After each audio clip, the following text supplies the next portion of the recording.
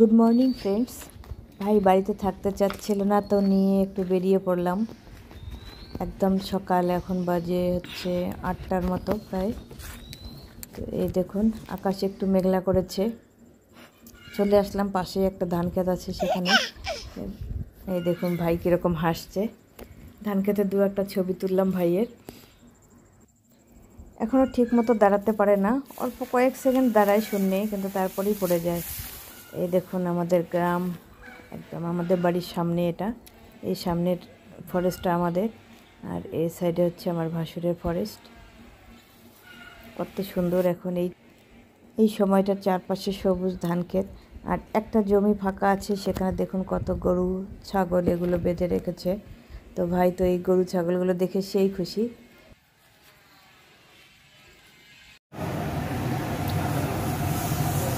এই মাছের তেলটা ভাই পাঠিয়ে দিয়েছে দিনটা থেকে।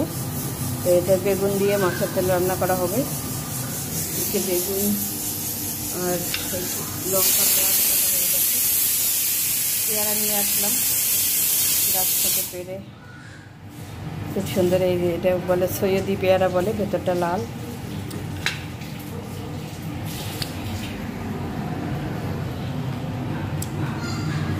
সকালের নাস্তায় আজকে সেমাই হয়েছে, সেমাই মুড়ি দিয়ে নাস্তা করা হয়েছে।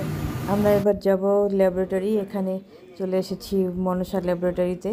এখানে ব্লাড দিচ্ছি। আমার ব্লাড দেওয়া হয়ে গেছে, এবার হাজব্যান্ড ব্লাড দিচ্ছে। দেখুন, প্রথম দিকে তো ভয় পেয়ে গেছিলো, কিন্তু পরে আর যখন ভিডিও করছিলাম মুখটা বন্ধ করেছিল। ব্লাড দেওয়ার পর আমরা চলে এসেছি একটা রেস্টুরেন্টে। এখানে পুরি আর সবজি খাচ্ছি। বাড়ির জন্য কিছুটা প্যাকেট করে নিলাম। এই যে দেখুন, বসেছি একটু কাঁথা সেলাই করতে।